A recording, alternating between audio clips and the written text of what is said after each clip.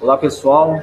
Boa tarde para vocês. Estão acompanhando a nossa transmissão ao vivo aqui pelo Facebook da Líder Executive. Nós estamos iniciando mais uma live para tratar um assunto de seu interesse. O assunto de hoje é sobre a mudança do regime tributário. Eu queria que o pessoal desse a confirmação para a gente, por favor, no Facebook, se vocês estão conseguindo nos ouvir, se está dando tudo certo, o áudio, se tem algo de errado, por favor, para que a gente possa dar início aqui à nossa transmissão.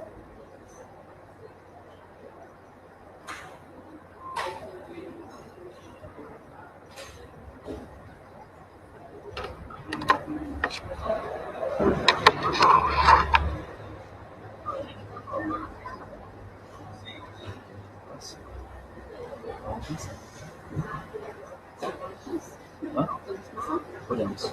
Vamos lá. Olá, pessoal. Boa tarde. É um prazer estar aqui com vocês. E a gente vai falar hoje, final do ano chegando, né? Tempo de já se começar a organizar e se planejar para 2020. E um ponto que é muito relevante para os empresários da micro e pequenas empresas, aliás, para todos, né? Mas principalmente das micro e pequenas empresas, é pensar no regime de tributação. Por quê? O regime de tributação, uma vez que você escolhe, ele é válido para o ano todo. Então, é algo que tem que ser bem pensado e bem planejado.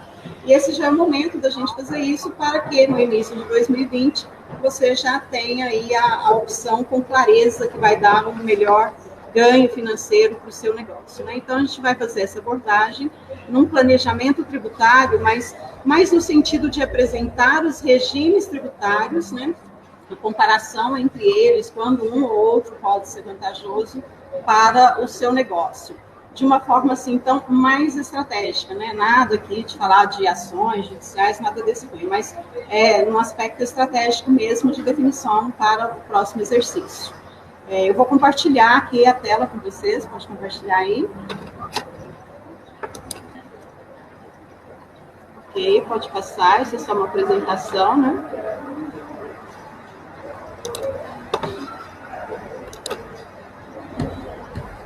Pois é, pessoal, falando de planejamento tributário, a gente sabe que no Brasil é um dos países que tem uma maior carga tributária, né? E não só dos tributos diretos, mas eu digo que muito mais porque a gente não tem um plano de saúde adequado, não tem segurança, então você tem que pagar monitoramento da sua casa, da sua empresa, pagar uma escola para os filhos, plano de saúde, e tudo isso deveria ser um retorno dos impostos que são recolhidos pelas empresas, né? O que onera, eleva ainda muito mais essa nossa carga tributária.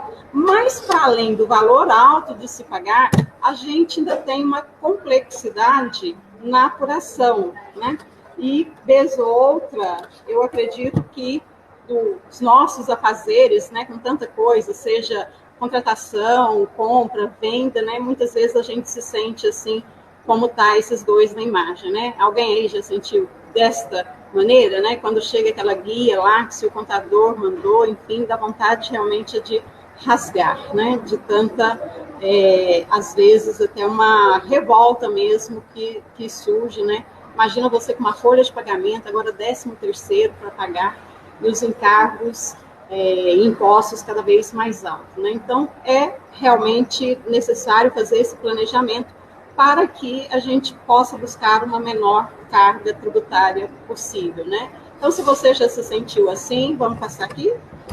Não precisa preocupar, né? Nós queremos que você se sinta tranquilo. Então, nosso papel aqui hoje, até por isso a gente sempre faz esse evento aqui no escritório, mais restrito para os nossos clientes, mas resolvemos realmente abrir para fazer via internet, né, online, para que a gente possa abranger um número maior de pessoas e ajudar cada vez mais os empresários do país, né, que do nosso Brasil, que a gente sabe que realmente estão muito penalizados. A gente vem aí de uma crise econômica duradoura, né, e muito profunda. Então, o maior número de pessoas que a gente puder alcançar, eu acho que é o nosso papel, é a nossa missão. Inclusive você que está nos vendo, né, e saiba de alguém que possa se beneficiar, avise esse colega, depois a gente vai disponibilizar esse material, compartilhe também, que eu vejo que é um gesto, assim, de fazer parte dessa corrente do bem, né, se podemos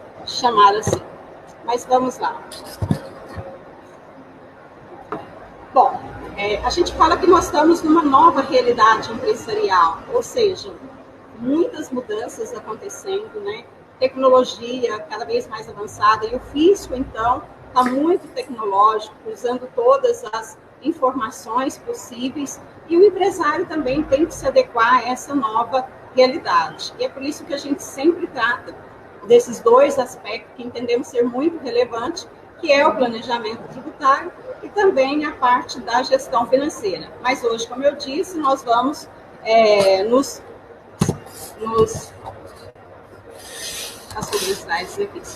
nós vamos nos manter aqui na questão do planejamento tributário no nível de estratégia, né? Bom, que como eu disse, os desafios gerenciais são muito grandes, cada vez mais exigido uma maior produtividade, necessidades do cliente, de agregar valores aos produtos, né? E por isso vocês empresários, precisam realmente contar com o apoio do seu contador, né? Para te apoiar nessas decisões, para te ajudar a fazer a melhor escolha, e também com a gestão financeira para que vocês possam ter tempo de focar naquilo que é realmente interessante para o seu negócio. Como eu já disse, o Brasil, além de ser uma das maiores cargas tributárias, né, esse slide eu trago aí do OMI, que é um evento para empreendedores, dos grandes eventos para empreendedores e contadores, que eu estive presente, e o Ricardo Amorim palestrou e nos contemplou aí com essa pesquisa, e onde o Brasil, em termos de impostos diretos, ou seja, aquele tributo que incide sobre a renda, veja que ele está lá quase bem abaixo, né? Só acima da Argentina. Em contrapartida, isso imposto sobre a renda e sobre o lucro. Mas quando a gente fala daqueles impostos sobre os bens e serviços, ele é praticamente campeão, né? Está lá em terceiro lugar, o que penaliza ainda mais realmente as empresas de menor porte que trabalham, via de regra, com uma menor margem de lucro, né? Isso aí só a título de conhecimento mesmo. Bom, como eu disse, a gente vai falar então dos possíveis regimes tributários. Pode voltar a câmera aqui, Luciano? Dos regimes tributários. Então, nós temos hoje, basicamente, os três principais regimes tributários, que são o lucro real, o lucro presumido e o simples nacional. Da ótica da empresa, quando que isso vai ser mais viável, né? A gente tem que fazer essa análise do seu ponto de vista e também do ponto de vista, às vezes, do seu cliente. Mas o lucro real, como o próprio nome indica, seria o lucro realmente apurado. Só que eu ainda ouso dizer que ele não é aquele realmente apurado na contabilidade, porque o fisco impõe algumas adições e algumas exclusões. Por exemplo, eu apurei lá o meu lucro de R$5.000, mas digamos que eu considerei aí como despesa o pagamento de uma multa de trânsito de R$500. Então, a multa de trânsito para o fisco não é considerada uma despesa dedutível. Então, nesse caso, o meu lucro contabilmente foi R$5.000, mas para efeito de tributação ele será R$5.500. Mas a gente vai entender um pouquinho melhor essa sistemática. Nesse momento eu quero dar aqui essa visão, vamos dizer assim, panorâmica, né? E a gente tem também o lucro presumido. O que é isso? O governo presume a alíquota, né, do seu lucro, presume qual é a sua margem de lucro de acordo com a atividade. Então, mais ou menos assim, serviço, 32% é lucro. Teve lucro ou não, você vai pagar o imposto sobre esse lucro presumido, né, que a lei presume que você tem. Comércio, presume-se que 8%. E aí tem outras atividades, né, mas as principais, a grosso modo, comércio 8%, e a prestação de serviço 32%, com algumas exceções, por exemplo, o transporte de carga, que também é a presunção de 8%. E nós temos o tão conhecido Simples Nacional, que costumo dizer que de simples não está tendo quase nada. Já foi simples, né, Marcelo? Exato. Já não está tão simples assim. Inclusive, para a gente fazer análise, é um dos mais difíceis, porque a gente não tem a alíquota já direta. Não tem mais aquela tabela de anexo que você ia lá e identificava, até 60 mil, 3%. Não, agora demanda todo um cálculo em função da receita bruta acumulada, da parcela a deduzir para chegar na alíquota efetiva. Então, para conhecer a alíquota é um dos mais complexos e a gente vai também melhorar essa visão, demonstrar isso para vocês, né? Então, pode até parecer assim um pouco de contrassenso, paradoxal, né? Mas eu vou iniciar pelo lucro real, que às vezes as pessoas acham mais difícil, mais distante, mas eu vou deixar justamente o Simples para o final, né? Que pese ter uma gama maior de pessoas no Simples Nacional, mas justamente por essa complexidade aí de apuração de alíquotas e por algumas questões importantes, né, que a gente tem que detalhar aqui um pouquinho mais, haja visto até o número realmente de pessoas, de empresas optantes, de algumas possibilidades de você pagar menos, né? Por exemplo, empresas aí que trabalham com os produtos chamados monofás, que são as autopeças, farmácias, perfumarias, padarias, né, que trabalham com as chamadas bebidas frias. Então, aí a gente vai mais no final, deixar o Simples para o final, que a gente detalha isso um pouco melhor, certo? Então, vamos para o lucro real agora. Vamos voltar aqui na apresentação. Bom, eu coloquei aí uma tabela, tá? E depois as pessoas que interessarem, acho que pode deixar o e-mail aí para a gente disponibiliza esse material. Podem ficar tranquilo aí com relação ao material.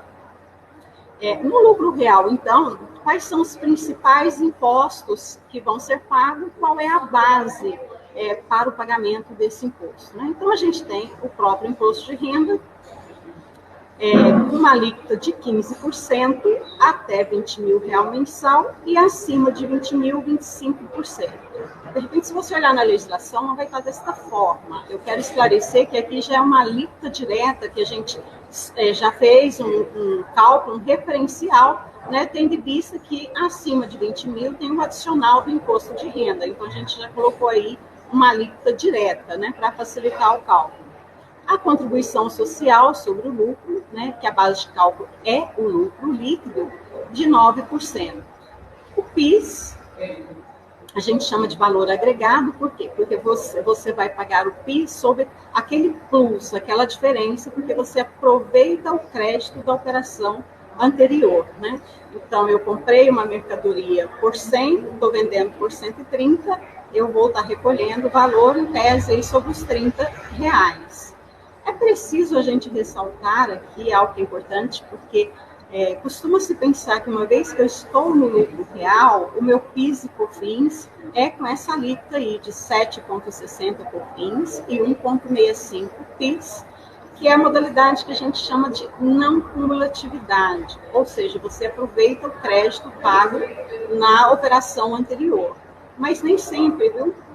Atenção a isso. Por exemplo, as sociedades cooperativas, em que pesa ela ser optante pelo lucro real, mas o PIS e o COFINS vai ser apurado na forma cumulativa, ou seja, na alíquota de 3% para COFINS e 0,65% para o PIS, né? Então, mesmo no lucro real, eu tenho que analisar, dependendo do CNAE, que é o Código da Atividade Econômica, para ver se o PIS e COFINS vai ser na modalidade não cumulativa ou cumulativa. ISS, considerei aí a alíquota máxima, mas a gente tem que lembrar que também isso vai variar de 2% a 5%, dependendo da atividade e da prefeitura, né, do local da prestação de serviço. Pode ser que, por exemplo, aqui em Uberaba, o transporte seja 2%, numa outra cidade seja 3%, seja 4%, seja 5%. As prefeituras, de acordo com a lei complementar, têm essa flexibilidade, essa liberalidade de colocar entre 2% a 5%. E o ICMS também a gente colocou uma alíquota referencial de 4%, no caso dos importados, ou que tem uma grande quantidade de produtos importados na composição do produto, a 18%, que é a alíquota interna geral, pelo menos aqui, nossa aqui em Minas Gerais também, mas isso também pode ter alguma variação de acordo com o estado que sede da empresa, né? O IPI para as indústrias, que também é um percentual variável de acordo com o produto, e o INSS, que é a base de cálculo dele, o valor da remuneração dos empregados, né, prolabore, dos tomadores de serviço. Em média, 28,8% aí, já considerando terceiros e riscos, etc. Então, esses seriam os impostos aí do lucro real. O que vale ressaltar é que no lucro real a gente precisa ter uma gestão financeira, administrativa e contábil mais bem elaborada, mais bem organizada, com a finalidade realmente de apurar corretamente tanto esses créditos quanto essas adições e exclusões aí na apuração do lucro real, né? Porque, via de regra, numa tributação que é pelo faturamento, por exemplo, Simples Nacional, não demanda, talvez, tanta cautela e tanto cuidado, né? Olhando assim a quantidade de alíquotas que compõem esse lucro real, dá para assustar, né? Assusta muitos empresários. Aí o pessoal, eles querem, pelo nome simples, eles já acham que vão pagar muito menos impostos, né? Mas compreendendo a exatidão do seu negócio, a aplicação ali de cada alíquota, a dedução das despesas, né, se torna um regime muito mais viável para as empresas. Eu costumo dizer que assim, é caso a caso, né? Tem que realmente fazer uma análise. O que pode ser um ponto de partida aí, a grosso modo, né, para levantar uma reflexão e de repente você sentar com o seu contador e trocar ideias sobre isso? É você realmente, no seu aspecto gerencial, conhecer qual é a sua margem de lucro, né? Porque, por exemplo, se eu disse aqui, no comércio, 8% presume-se que é lucro. E se você trabalha com uma margem menor que essa, já convém despertar aí para uma análise, né? Mas se você está trabalhando já com uma margem maior, então, por exemplo, o presumido a gente já descarta, né? E aí vamos ver o Simples Nacional, mas tem que ser caso a caso e tem que ser analisado, né? Isso aqui é realmente para você ter essa visão das possibilidades e como que funciona, mas a análise ela deve ser feita caso a caso mesmo, de acordo com o caso concreto. Não é porque a padaria aqui está com o melhor resultado que essa vizinha vai ter o mesmo resultado numa modalidade, num regime tributário, né? Pode ser que tenha diferença aí de folha, um aspecto maior terceirizado, enfim, tem que observar mesmo. Um outro aspecto que é bom a gente sempre destacar é a possibilidade dos créditos, né? Na apuração do lucro real, via de regra, a gente tem a possibilidade de utilizar os créditos. Por exemplo, no PIS e na COFINS, como eu disse antes, exceto situação de exceção mesmo, de acordo com o CNAE, né, aquelas atividades que vai ser no cumulativo. Então, essas não terão crédito de PIS e COFINS. ICMS também sempre aproveita o crédito da operação anterior, né? E acredita do valor que está destacado lá na nota fiscal pelo seu fornecedor. O IPI também, na mesma sistemática para as indústrias, aproveita-se o crédito. O que a gente vai ver aqui no Simples Nacional, não se fala em aproveitamento de crédito, né? Então, essa é uma outra diferença também. Pessoal, se no decorrer aí tiver alguma pergunta, não sei, tem alguma possibilidade de enviarem aqui as perguntas? Sim, o pessoal pode ir respondendo aí nos comentários, e aí a gente acompanha aqui e, na medida do possível, a gente já vai respondendo as perguntas. Tá, então sinta-se à vontade, se te surgir alguma dúvida e já quiserem enviar, a gente vai respondendo aí as perguntas também, né? Vamos ver aqui o lucro presumido. Vejam que são os mesmos impostos, né? A gente, aquela hora, Marciano, você falou da quantidade de impostos, mas a gente vai ver que no Simples Nacional é a mesma quantidade, né? Só que a gente recolhe numa única guia, mas que tem toda aquela partição depois para cada imposto e para cada ente federado, né? Então, a gente tem da mesma forma aí o imposto de renda, pessoa jurídica, a contribuição social sobre o lucro, só que essas alíquotas que a gente colocou aí, pessoal, se de repente você olhar também na legislação, volta a repetir, não está lá que a alíquota é 4,8. Isso é uma multiplicação para a gente chegar numa alíquota final. Como eu disse, nesse exemplo aqui é o de serviço. A presunção é 32%, aplicando-se a alíquota de 15%, a gente tem um percentual final de 4,80%. Então, a gente fez de uma alíquota já final para facilitar a análise, né, e a comparação. A contribuição social sobre o lucro, o PIS e COFINS, né, na alíquota que já é definida em qualquer atividade, seja comércio, seja serviço, o PIS vai ser 0,65% e a COFINS 3%. O ISS, da mesma forma, está a alíquota máxima, né? Mas a gente precisa ter uma atenção com o ISS, como eu já disse, a variação do local da prestação de serviço, da atividade. E um outro ponto que é bom a gente lembrar e que se trabalha muito com uma estratégia no planejamento tributário é a sociedade simples, a sociedade unipessoal. O que é isso? São aquelas sociedades de profissões regulamentadas, por exemplo, engenheiro, médico, onde ela não tem a natureza empresária, não é registrada na junta comercial, não é registrada no cartório das pessoas jurídicas, ela não pode ter um sócio que a gente chama de sócio leigo, né, como se fosse a sua mãe, seu pai, sua esposa, uma pessoa que não tem, pode até ser esses, desde que eles também tenham a mesma profissão, né, se é uma sociedade de médico, ambos têm que ser médico, devidamente registrado no Conselho Regional de Medicina, para fazer parte da sociedade simples. Eu não posso ser um médico com um advogado, por exemplo, exatamente, né? Aí não vai caracterizar. Por quê? Quando essas sociedades, chamada unipessoal, a sociedade simples, o pagamento do ISS ele é feito na forma como se fosse da pessoa física, ou na forma, não vou dizer da pessoa física, mas ele é feito uma vez por ano, não sobre a receita, mas sobre um percentual fixo. Algumas prefeituras pode ser até trimestral, via de regra, uma vez por ano, um valor fixo. Então, depois você não vai pagar a cada nota fiscal emitida pelo total da receita. Isso pode viabilizar também, ser um atrativo aí no planejamento estratégico, né, para diminuir a tributação do negócio. Acho que seriam essas considerações aí para o lucro presumido, lembrando que não aparece aí nessa tabela, deixa eu ver se tem alguma coisa aqui na frente, ou se eu não coloquei. Não coloquei, aqui é só a questão do comércio, lá já estava no serviço, a questão da folha de pagamento, que também é a parte, né, vai ser naquela alíquota média de 25,8% sobre a folha de pagamento, então não tem nada a ver aí com o faturamento. O que via de regra eu gosto de fazer?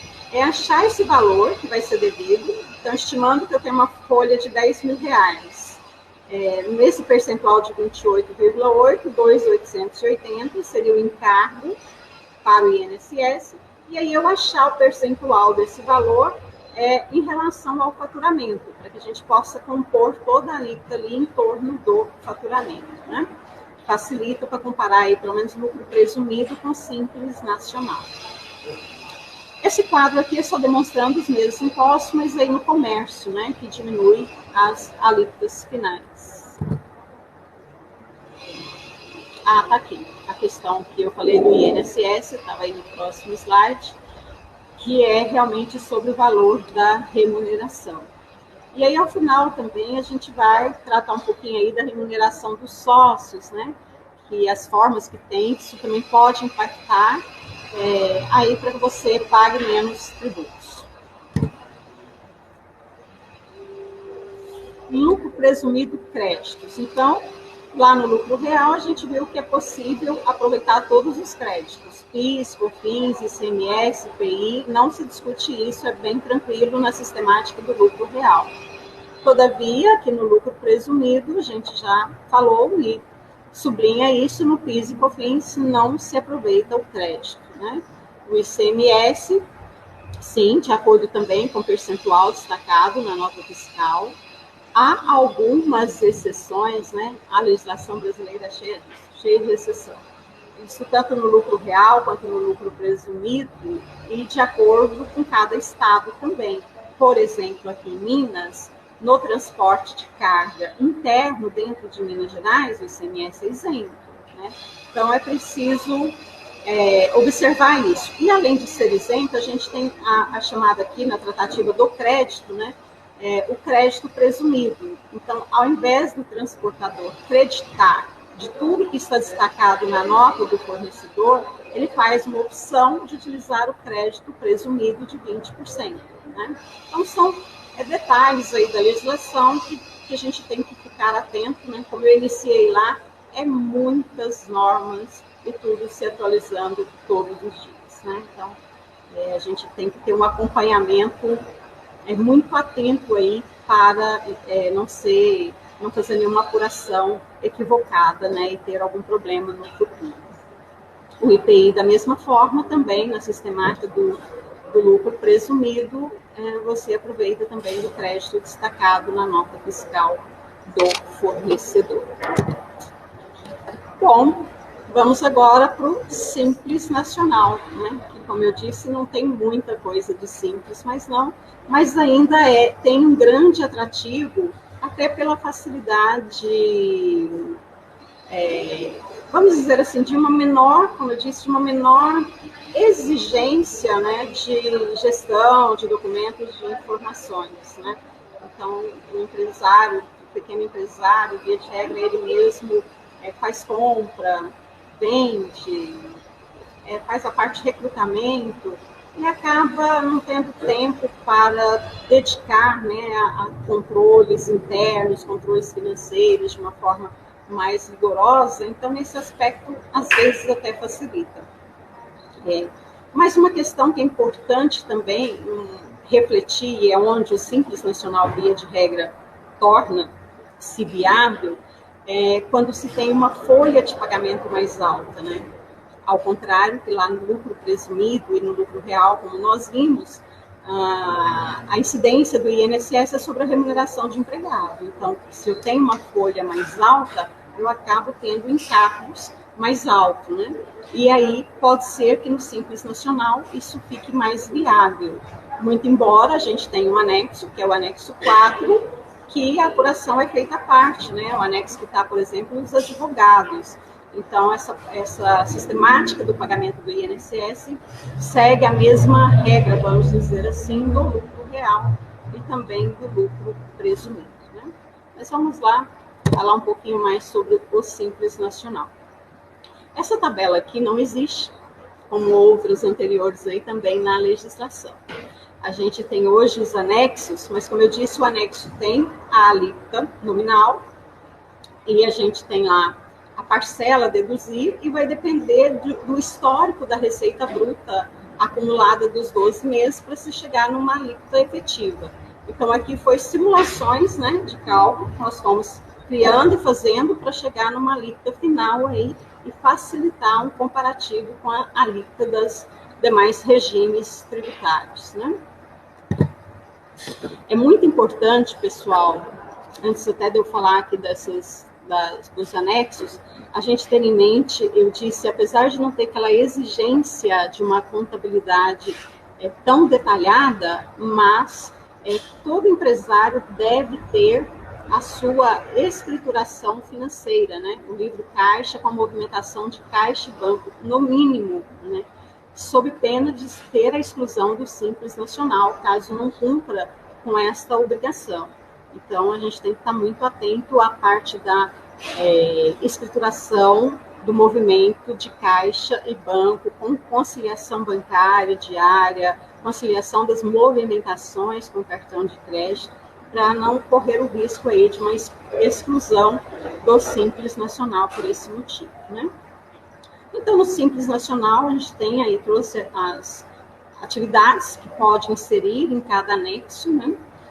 Por exemplo, no anexo 3, que é o anexo que a gente tem uma menor alíquota, né? As creches, agência de viagens, serviços de instalação e reparos, transporte municipal de passageiro. E vamos listando aí para vocês, esse material, como eu disse, será disponibilizado, mas não é assim uma lista exaustiva, mas já uma lista ilustrativa das principais atividades que amoldam aí em cada anexo. Lembrando que aqui no anexo 3, a parte da contribuição previdenciária já está incluída na alíquota do Simples Nacional.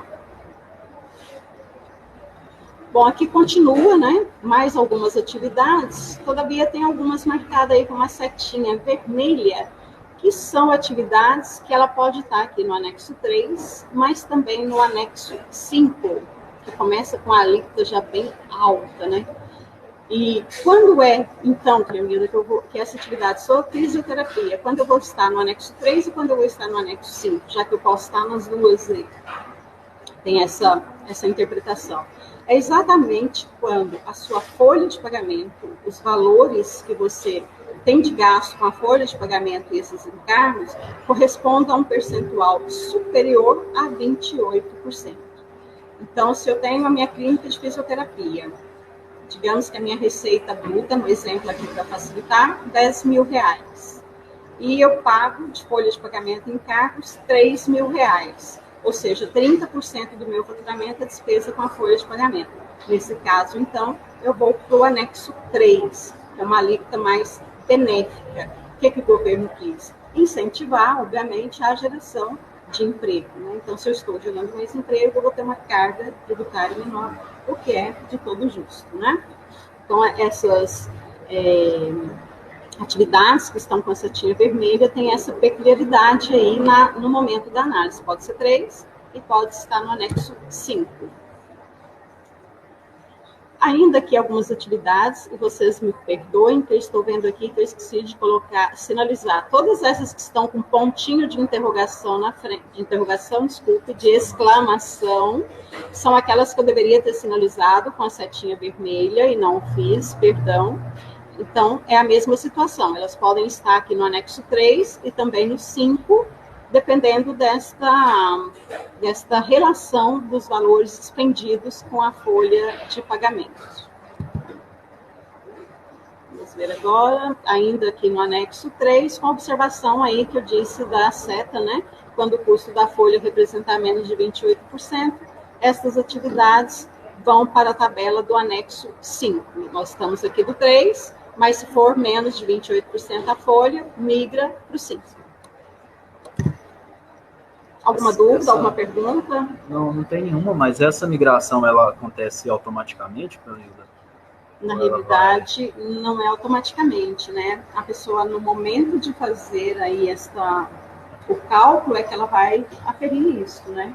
E aí, no PGDAS, ele entende dessa forma, que se eu apresentar essas informações, e a pessoa no próprio sistema também dela já para fazer essa apuração, né? Ou quem vai iniciar, né? Já poder fazer essa previsão também.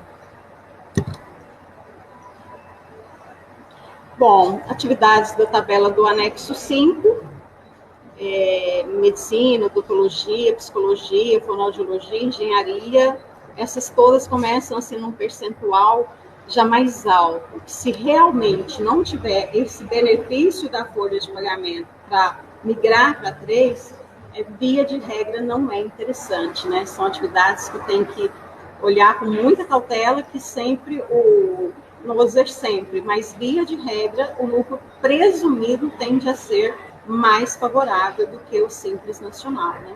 E um detalhe que a gente não pode esquecer é que ainda no Simples Nacional, essa alíquota, ela vai aumentando na proporção do que aumenta o seu faturamento. E no lucro presumido, não, né? Então, eu posso faturar 10, 50, 100, que as minhas alíquotas vai ser aqueles percentuais fixos.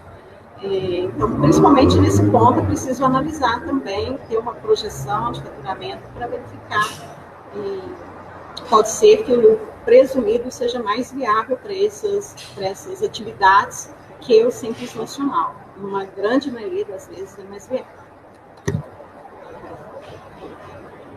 Aqui ainda outras atividades, lembrando que a mesma situação, se as atividades estão aqui elencadas no anexo 5, mas se ela tiver as despesas com a folha superior a 28%, há a possibilidade de migrar para a tabela do anexo 3, né? Se beneficiar de uma alíquota menor.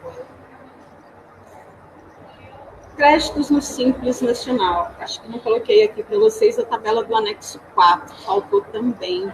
Eu disponibilizo, antes de disponibilizar os slides, a gente insere essa tabela, né? O anexo 4 é aquela onde está, por exemplo, os advogados. e que o valor é pago a parte da folha de pagamento. Então, eu posso, ainda que eu sou optante pelo Simples Nacional, mas a parte patronal, né, que é o CPP lá do Simples, a contribuição previdenciária patronal, ela é paga a parte como se eu estivesse no lucro presumido e no lucro real. Na sistemática do Simples Nacional, como é que é o crédito? Que a gente viu que lá no lucro real é tudo crédito. No lucro presumido, a gente já não tem crédito para PIS e COFINS, e chegou no Simples Nacional, não se fala em crédito. Por isso que lá no início eu falei que a escolha do regime depende também de você ver com relação ao seu cliente, né? Porque o cliente vai adquirir de você sabendo que ele não vai ter a opção de se creditar.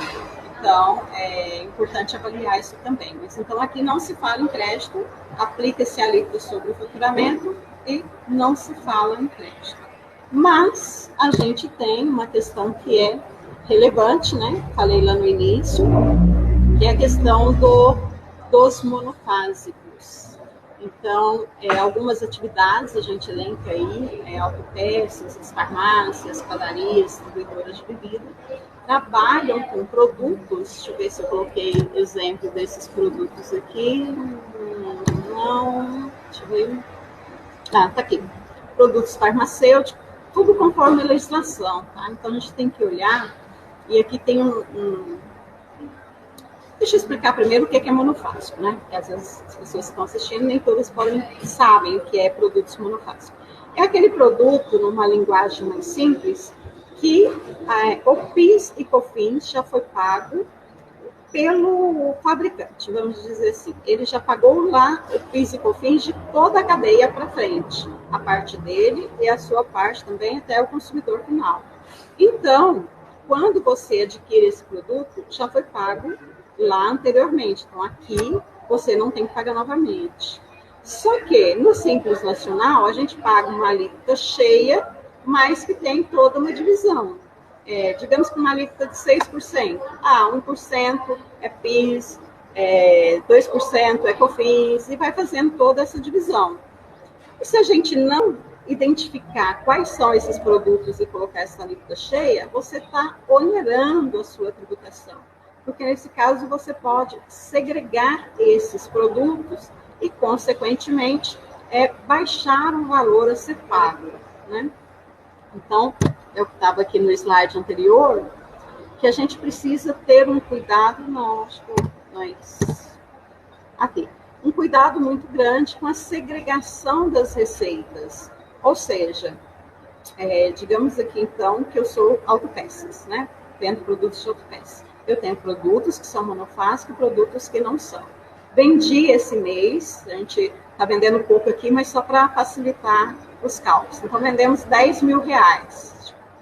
Desses R$10.000, qual foi o valor de venda de produtos que são monofásicos e quais não são? Autopeças tem um grande número de itens que são monofásicos. Então, vamos, no nosso exemplo aqui, imaginar que 5.000 foi de produtos monofásicos e 5.000 não. Então, na hora da gente informar essa receita lá no PGDAS para calcular o Simples Nacional, nós vamos informar que 5.000 é de produtos monofásicos. Ou seja, aquela alíquota que é inerente ao PIS e COFINS só vai incidir sobre 5.000, não sobre os R$10.000. Isso dá uma diferença significativa no final do mês. E notícia boa, que vai ser objeto de um outro webinar, né, doutor Marciano, é que é possível também recuperar até 5 anos atrás, né? Então, fazer esse levantamento desses produtos, a gente tem um software aqui todo capaz de identificar isso e você conseguir que a Receita administrativamente, não depende nada de ação judicial, te faça esse ressarcimento desse valor. Não é compensação, não é nada, e é num prazo curto de 2 meses, 3 meses, né? Depende aí do tempo também de fazer todo esse levantamento, mas você tem a possibilidade de recuperar esse valor. Mas isso não é objeto hoje aqui, como eu falei, hoje a gente está falando de estratégia para o ano que vem, pensar para frente, mas existe essa possibilidade para trás também, que no outro momento a gente vai esclarecer aqui. Então, fique ligado, se você encaixa aí nessas atividades, conhece alguém, fique ligado aí nas nossas redes sociais, que em breve a gente vai falar sobre isso, essa possibilidade de você recuperar aí para trás, chega no final do ano agora, pagar 13º, começo do ano, IPVA, escola, IPTU, etc e tal, recuperar um valor é sempre bem-vindo, né? Interessante esse crédito, né? Pode dar um fôlego, up no capital de giro. Exatamente. Isso já foi objeto também de palestra do nosso Sim, já falamos aqui, é um tempinho, né? Mas já falamos restrito para os nossos clientes, mas a gente vai fazer, como eu disse, o intuito é que a gente possa atingir o maior número de empresários, que já são muito penalizados, né? Com essa carga tributária tão alta, então quanto mais pessoas puderem se beneficiar, isso é melhor, né? Vamos fazer parte de uma corrente do bem e ajudar os empresários a prosperarem com felicidade, né? Isso é bacana, né? Então, vamos lá. É importante, pessoal, que eu quero mostrar aqui também, que você tenha um cadastro de produto atualizado, né? Porque como é que a gente vai identificar se esse produto é monofásico ou não? Via de regra ali pelo NCM, pelo código de barras dele. Mas, às vezes, vai chegar lá para o seu contador, você emite cupom fiscal, que não identifica o produto. Então, como que ele vai saber, não tem a NCM, nada daquele produto, se esse produto é ou não é monofásico? Então, é importante também ter um cadastro de produto atualizado. Isso que eu disse, a gente tem um software que faz todo um saneamento, lê, classifica de acordo com todas as normas legais vigentes, né? E coloca lá para ter condição de identificar, coloca no sistema do cliente. Mas é preciso ter isso, porque ninguém tem bola de cristal para identificar se o produto é ou não monofásico, né? Então, essa atenção para o cadastro de produto, e eu vou aproveitar, não sei se tem pessoal aí do varejo nos assistindo, falando de cadastro de produto, a gente fez recentemente também um evento sobre a nova nota fiscal do consumidor eletrônica, aqui para Minas Gerais, né, que seria, um parêntese aqui, tá, pessoal? Seria obrigatória para todas as empresas, independente do porte, a partir de fevereiro, e teve uma prorrogação, mas que a gente está sempre alertando aqui nossos clientes, quem estiver nos ouvindo, para antecipar, né, olhar essa questão do sistema, enfim, porque realmente vai depender também de um cadastro de produto bem atualizado, porque senão no momento que você está lá atendendo o seu cliente, pode ser que essa nota não valida, porque vai ser online, né? Não valida por um cadastro de produto que esteja ali eventualmente incompleto, incorreto. Então, fica aí a dica, né? Quem é do varejo, que precisa emitir, hoje emite o cupom fiscal aqui em Minas, que é um dos estados que está mais atrasado, a maioria já está aí com a nota fiscal do consumidor eletrônico, mas você que emite o cupom fiscal, eventualmente ainda aquela notinha, né, no papel, CLD, ficar atento aí para a obrigação de migrar e ter um cadastro atualizado no sistema emissor, né? Fica a dica também.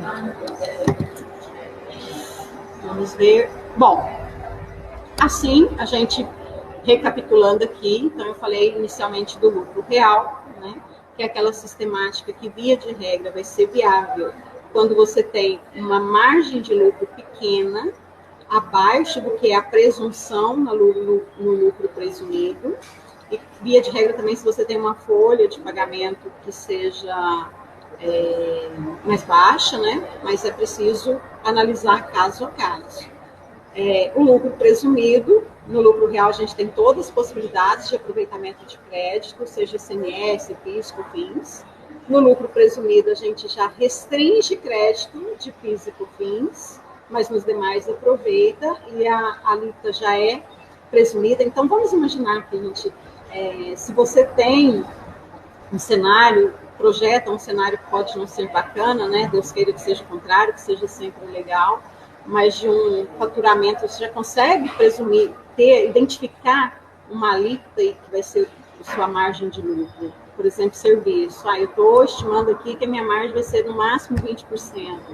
Então, se o outro lucro presumido, vai ser penoso, né? Porque lá passa chuva, passa sol, ou seja, tenha lucro ou não tenha, eu vou pagar sobre os 32%, como se o lucro tivesse, né? E lembrando que lá no lucro real, se eu tenho o prejuízo, em determinado mês, eu não vou pagar nem o imposto de renda e nem a contribuição social sobre o lucro, que é sobre o lucro final, né? Se eu não tive lucro, eu não pago. E eu ainda tenho a possibilidade de compensar esse prejuízo futuramente. Tem um limite aí de 30%, mas a gente tem essa possibilidade de utilizar essa base de cálculo negativa para compensar o valor que a gente vai pagar adiante. Então, é preciso realmente fazer conta, analisar o que é melhor, né? E o Simples Nacional, a gente vê o que tem hoje, uma complexidade para entender qual é a alíquota final que você vai pagar em decorrência da receita bruta, mas tem tabelas também que pode facilitar esse cálculo e a gente também quer disponibilizar isso para vocês. Se alguém interessar, pode deixar o e-mail, enviar, manifestar de alguma forma, a gente envia uma planilha para que você possa identificar melhor qual é a alíquota efetiva, né, simular essa alíquota efetiva. Lembrando que no Simples Nacional não se fala em crédito de forma alguma, e uma atenção especial para quem trabalha com os produtos monofásicos, autopeças, farmácias, perfumarias, restaurantes, bares, padarias, né, distribuidoras de bebida, tem essa possibilidade aí de pagar menos na alíquota final com a redução do PIS e do COFINS dos monofásicos, né, e ainda a possibilidade de recuperar para trás. Atenção aí para as próximas dicas em outro momento. E a gente vai caminhar agora para a finalização, né, desse bate-papo aqui, falando um pouquinho da remuneração dos sócios, que é uma outra possibilidade também de fazer aí um planejamento e se pagar menos impostos. Como assim? Vamos lá. Há duas formas, né, de pagamento dos sócios, que é o Prolabore. O que é o Prolabore? É pelo trabalho, é a remuneração que se paga pelo trabalho. O sócio não é empregado, então ele não tem salário. Salário para empregado. O sócio tem Prolabore. E a distribuição de lucros, né, de dividendos, aquilo que teve de lucro efetivamente, ele pode também distribuir. Uma dica importante aqui, pessoal. Eu sei, né, já fui consultora do Sebrae, trabalho ainda hoje com as micro e pequenas empresas, e a gente sabe dessa dificuldade que às vezes são poucas pessoas, muitas vezes empresa familiar, fazendo tudo. Então, como eu disse anteriormente, não tem aquele tempo para dedicar à gestão financeira, ao controle de documentos, e acaba tendo uma confusão aí de despesas pessoais pagas pela empresa, né? Então, paga a escola do filho, o condomínio, o aluguel, com caixa da empresa. E isso pode gerar problemas, e não é nem um pouco saudável para a saúde financeira do seu negócio, né? Vamos pensar assim, ainda que não tivesse nenhum problema de ordem legal, que tem, e eu vou falar daqui a pouco, para a gestão financeira do negócio não é nada saudável também. Isso também será objeto de um outro webinar, que a gente vai falar um pouco do planejamento financeiro agora também para o ano que vem, que é muito importante, né? E a gente vai aprofundar melhor isso daí. Mas muito cuidado, porque para além dessa questão de não fazer bem para a gestão do negócio, você vai entender isso em outro momento, a gente tem as questões de aspecto legal, né? Inclusive de desconsideração da personalidade jurídica. O que é isso? Se hoje você está numa empresa de responsabilidade limitada, ou seja, a sua responsabilidade é limitada ao capital da empresa. Mas se você faz essa confusão, paga contas da pessoa física na pessoa jurídica, deixa de ser. Então, seus bens pessoa física passam também a responder pelas dívidas, pelos débitos, né, da pessoa jurídica, principalmente numa ótica trabalhista, tributária. Nós tivemos alteração recente, caminhando numa melhoria aí, que é a medida provisória da liberdade econômica, que foi convertida em lei, né? Foi em setembro, 20 de setembro. Fizemos também uma live sobre esse assunto. Fizemos, né? Também, está nas nossas redes sociais, aí você pode voltar e conferir. Bacana. Acho que vale a pena, né? Que são alterações recentes, Por exemplo, antes era 10 funcionários, já estava obrigada a ter a folha de ponta, agora são 20, então tem informações bacanas lá também que vale a pena conferir. Mas voltando para essa questão da confusão dos pagamentos de pessoa física com pessoa jurídica, muita atenção com isso, né? Para você não ter um problema de ordem legal, para organizar também, para ter uma melhor gestão financeira do negócio, né? Mas, voltando aqui no nosso assunto, então são duas formas de remuneração. Prolabore, que é o pagamento para aquele sócio que exerce atividade de gestão no negócio, e a distribuição de lucros, né, de dividendos. O que é a diferença disso? E é relevante para o nosso entendimento aqui. Bom, essa questão que eu coloquei aqui, eu já falei, tá? Eu me adiantei aqui para falar da confusão patrimonial, é um princípio contábil, né, que a gente chama o princípio da entidade, que fala que realmente o que é da pessoa física é da pessoa física, e da pessoa jurídica é da jurídica, isso não se confunde, né? Eu coloquei aqui, né, a gente já vai finalizando, e fico aí à disposição para as perguntas, né? Um exemplo prático, né? Então, vamos considerar aqui uma receita bruta de R$30 mil, que a gente teve pagamento de impostos aqui de 2.580, portanto, uma receita líquida dos impostos de 27.420.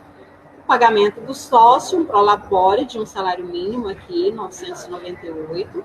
Sobre esse valor, veja que a gente tem, ele vai pagar o INSS, então a empresa já vai fazer retenção daqueles 11% recolhido, e vai pagar o imposto de renda, nesse caso não incide pelo valor, mas se for uma remuneração maior, vai ter a retenção do imposto de renda na fonte também. E aí a gente teve outras despesas, gastos, custos, R$6 mil, e sobrou lá um lucro líquido de R$20.422. Esse lucro líquido, ele pode ser distribuído para o sócio sem incidência de INSS e de imposto de renda. Então, veja que vale a pena, nesse caso aqui, ele ter uma retirada menor de prolabore, que é a remuneração pela atividade dele, porque se foi menor, obviamente sobrou um lucro maior. E o lucro ele vai distribuir, vai receber da mesma forma, sem a incidência de imposto e nem de contribuição previdenciária. Agora vamos imaginar no nosso exemplo que o prolabore dele fosse de 5.998. Iria sobrar embaixo só 15.422. E ele pagaria o INSS, o imposto de renda, sobre os 5.998. Obviamente, o INSS tem um teto máximo, o imposto de renda sujeito ali a tabela, mas já pagaria isso mensalmente, né? Então, é um ponto relevante também de se olhar para ser uma forma de economizar um valor que se paga ainda para o governo. Mas deve-se ter cuidado também, né, Fernanda? Porque se a realidade do empresário é uma, ele tem as suas despesas diárias, faz retirada constante no caixa da empresa para pagar. Aí entra naquela situação, né? Resolve aqui você colocar menos, mas se você está pagando as contas com o caixa da empresa, está querendo, entre aspas, resolver um problema aqui, mas criando problema de outra ordem, né? Pela essa confusão patrimonial. Então, tem que analisar todo o contexto, né? Bom, pessoal, acho que era isso que eu trouxe para hoje. Como eu falei para vocês, falando aqui de planejamento tributário, é muito amplo quando se fala de planejamento tributário, mas o que eu quis trazer nesse momento é realmente uma reflexão dos principais regimes, né, para que você possa avaliar o seu cenário, não só o cenário passado, que foi o seu faturamento, mas qual é o seu planejamento estratégico do ano que vem? Quais são suas metas? Qual a sua projeção de faturamento? Vai ter investimento, né? Uma questão que eu não falei ali do lucro real, de repente uma empresa no início da atividade que tem muita despesa, muito investimento, pode já ser viável para ela também o lucro real, né?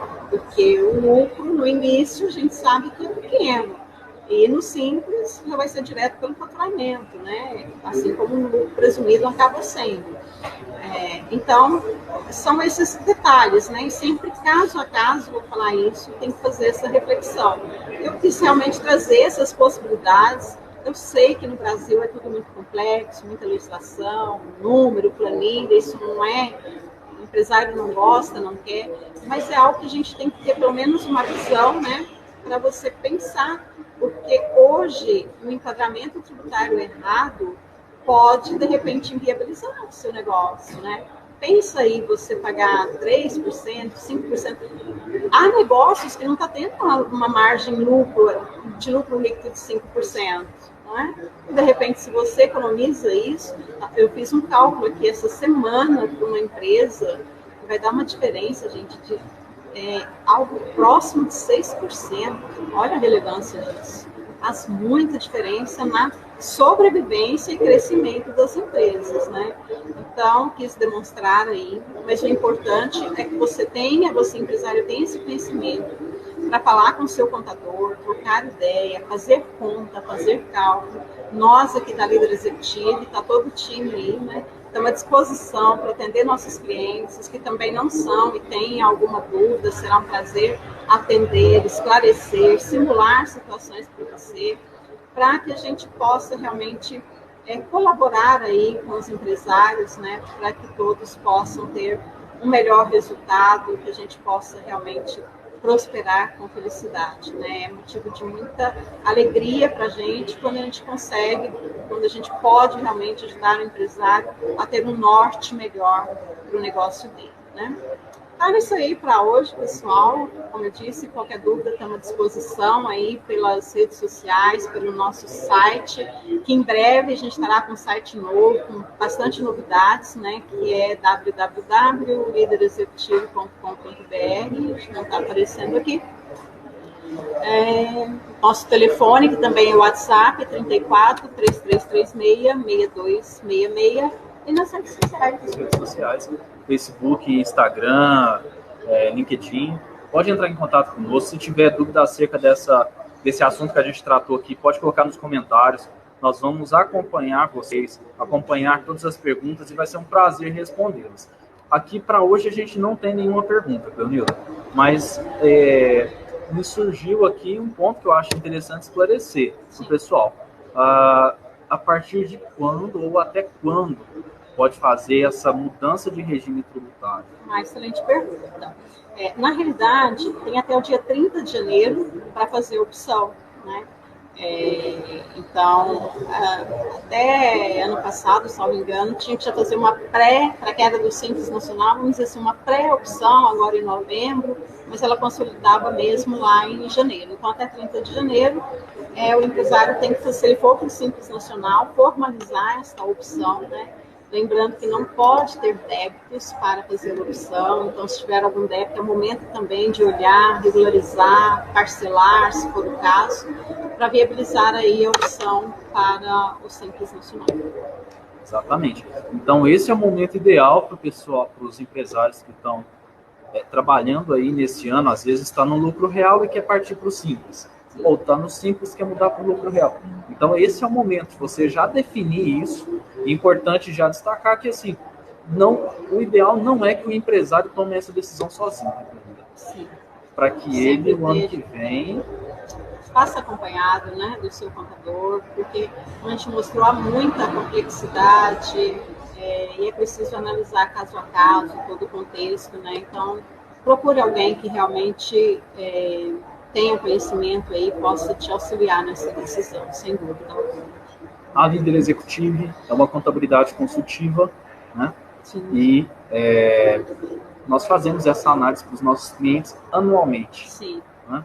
Então, chegou no final do ano, faz uma retrospectiva de faturamento, às vezes aí das dívidas da empresa, quais são as classificações dos débitos que essa empresa tem, para ver se isso compensa mantê-la no Simples Nacional ou mantê-la no lucro real ou lucro presumido, para que realmente essa empresa ela não tenha esse dissabor de passar 2020 inteiro pagando um imposto muito maior do que poderia, né?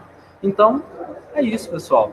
Gostaria de agradecer a participação de todos que estiveram aqui conosco. A doutora Cleonilda está à disposição, eu estou à disposição. Para todos que tiverem qualquer dúvida, pode entrar em contato com a gente pelo WhatsApp, 34 3336 6266, pelo e-mail lider@liderexecutive.com.br, pelo site, pelas redes sociais. E foi um enorme prazer estar aqui com vocês para poder trazer essas informações e orientar melhor os empresários. Enorme prazer, realmente. Até breve, né? A gente vai falar, se vocês já conhecerem, tiver alguém aí desses segmentos, tem o monofásico, né? Em breve a gente vai falar especificamente, demonstrar para vocês, em caso concreto, né, o que pode resultar de economia e de possibilidade de melhorar aí o seu fluxo de caixa. Até breve. Um grande abraço. Pessoal, obrigado. Até a próxima.